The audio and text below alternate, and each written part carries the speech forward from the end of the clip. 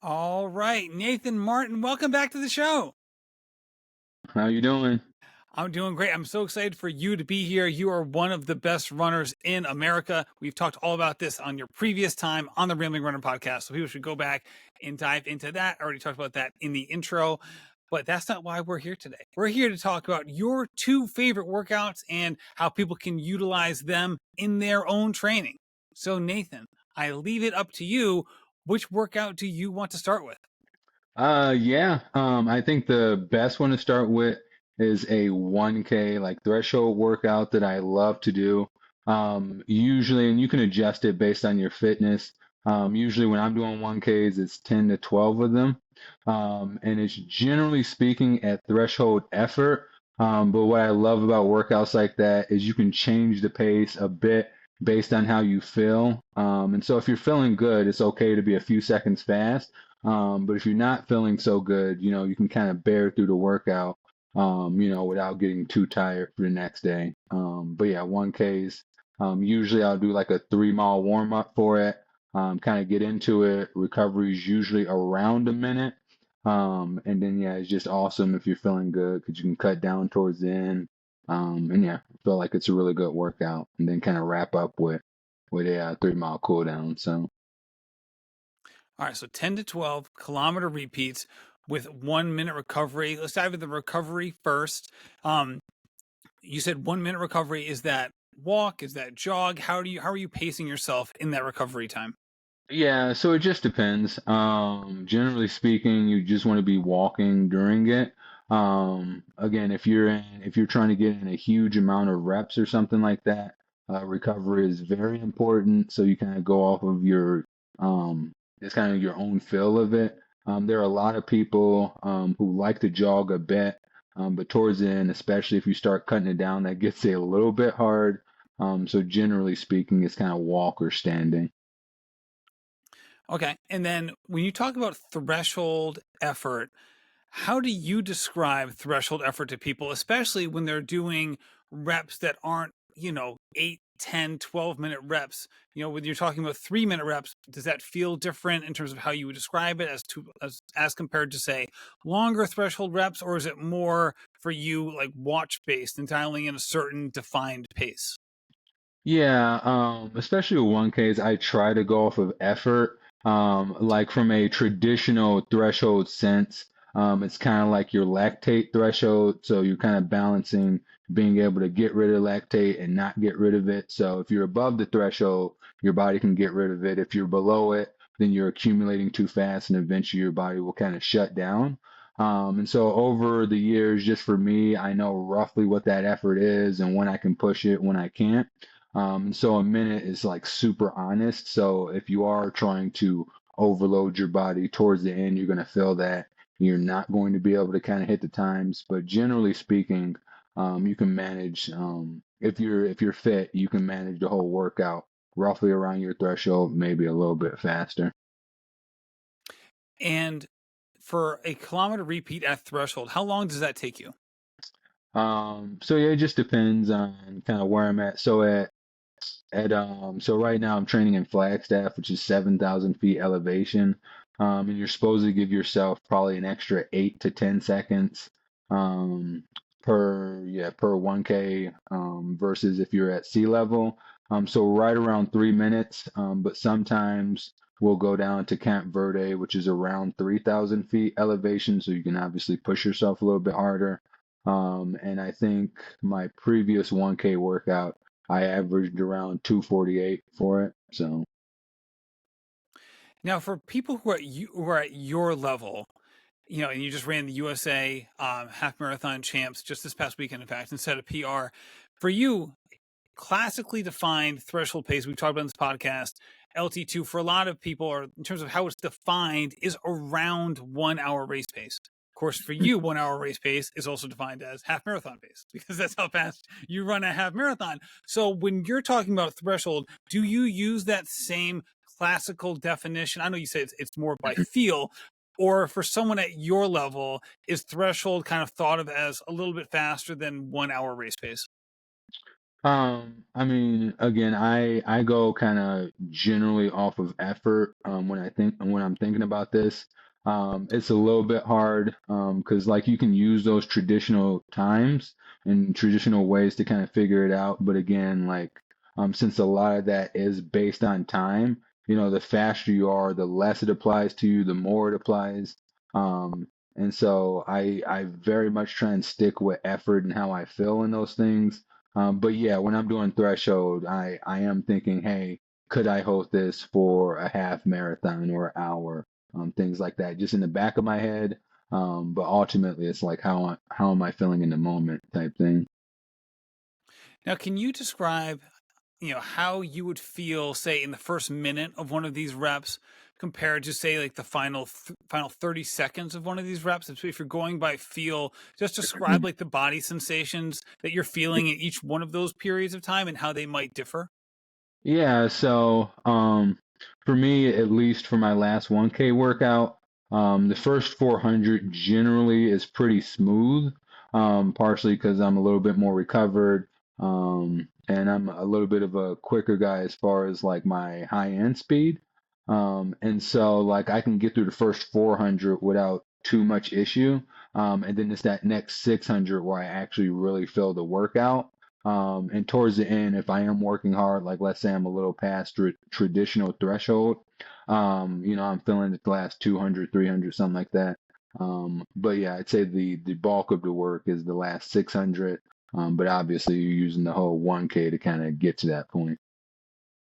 And when you say feeling it, what body sensations are you describing? Is it in your lungs, like you feel like you're labored in breath, or is it more just like your legs are feeling heavy? Like what are some of the symptoms that would you be describing? Symptoms makes it Yeah. sound like you're sick. That's probably not the best adjective to use, but I think you understand what I'm saying.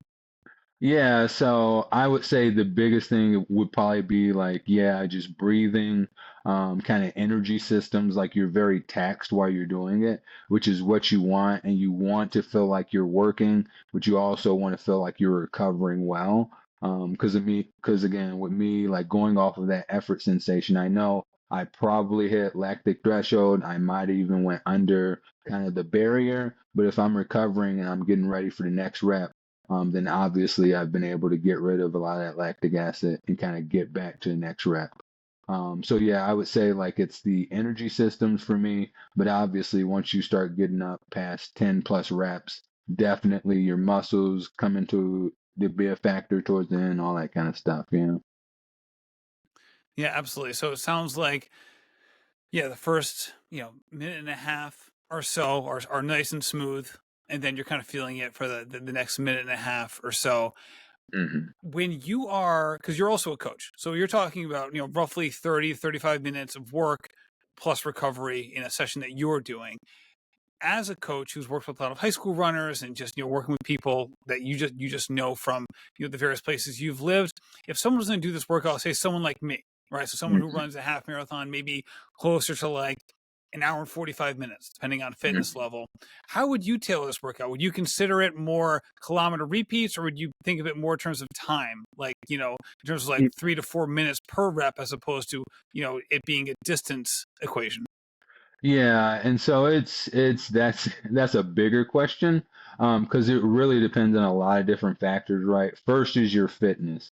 And so I'm not afraid to go down to 400 reps with people at threshold if they're like very beginning. Obviously at that point you reduce the recovery so they're still having like high intensity, keeping the heart rate high. But yeah, I first assess where their fitness is at, and then I kind of determine what they can handle. And so, like, if you're a newer runner and you're like not sure, hey, what am I supposed to do? How I'm supposed to do this, but you want to do 1Ks, I would say your best bet is to increase the recovery. So if you are making mistakes, you don't kind of crash and burn and you can't get to those final reps type thing, and that kind of gives them more time. So yeah, I definitely try and figure out fitness and then after that, based on their running experience, I change the recovery time based on a lot of things, is how I generally do it. And then in extreme examples, I'll reduce it down from 1Ks. Oh, okay. Gotcha. Okay. So usually keep it at the Ks, but you increase the recovery depending on people's fitness level. When you're thinking about, say, your own recovery, so you have the walking 1 minute, how close to, I guess, how much does your heart rate, if you look at it, go from like the end of the rep to like the beginning of the next rep? How much does it go down, and how would you compare that to, like, where your either your resting heart rate is, or where your heart rate would be at a typical zone 2 effort or something like that? Yeah, so I don't look at heart rate too much. I think early on in my career, I definitely paid attention to that.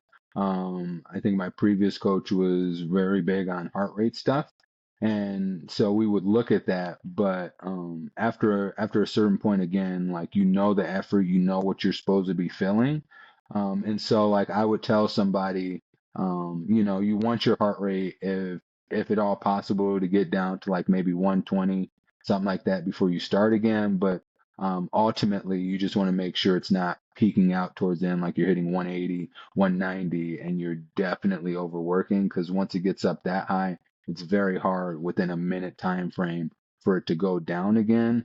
And ultimately, you want to keep your heart rate in a certain zone for as long as possible because you get the max benefit that way. But I know generally speaking, if I end a rep and I'm like, okay, I was a little bit tired during that, but I can catch my breath. I can have a full breath before I start again. I generally know I'm ready to go, and that's how I kind of gauge it. So I know if I'm like, 15 seconds to go and I'm like, oh my goodness, just I need an extra like 30 seconds, I probably worked a little bit too hard the previous one. And when is the ideal time for this workout to be in your training? And for which races would you view this as a staple of your training?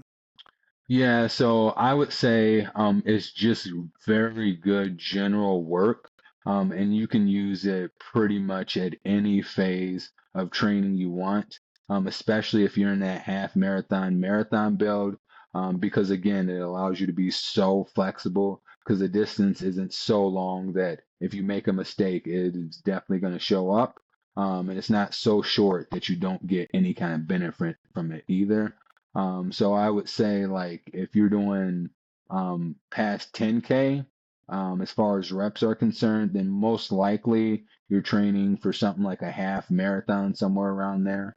Um, and yeah, if you're doing any less, maybe it's just to sharpen yourself up. Maybe you want good general development work for a 5K, 10K, something like that.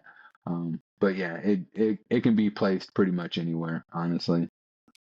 All right, last question before we move on to workout number 2. You mentioned that you've done this at elevation. You've also done it at sea level, even when not sea level, but below the elevation line. So 3,000 feet is kind of below that minimum standard line for in terms of elevation training. So you do both, even when in Arizona and in Flagstaff. Um, is there, I guess, is this a workout that works well at elevation, or would you advise people, if they do have a choice or if they do have some mobility where they live, to try to do this kind of below elevation? So I'm a very big believer, especially with threshold work, is you want to be able to feel the intensity. Like you can honestly do it anywhere, but you want to be able to feel that intensity so you have a very good gauge of where you're at. So I would vote if you can do it closer to sea level, then do that. Because once you start getting into elevation, you're running into different things that just make it a little bit harder to know where you're at fitness wise. And so your perceived effort is what you go off of, which is completely fine. It's just not as good as actual true effort, like when push comes to shove. So I would say sea level versus elevation, but ultimately it just kind of depends on what you're willing to do and what you can make work. So All right, Nathan, thank you for that. 10 to 12 1K repeats. We're going to take a quick break, and then we're going to dive into workout number 2.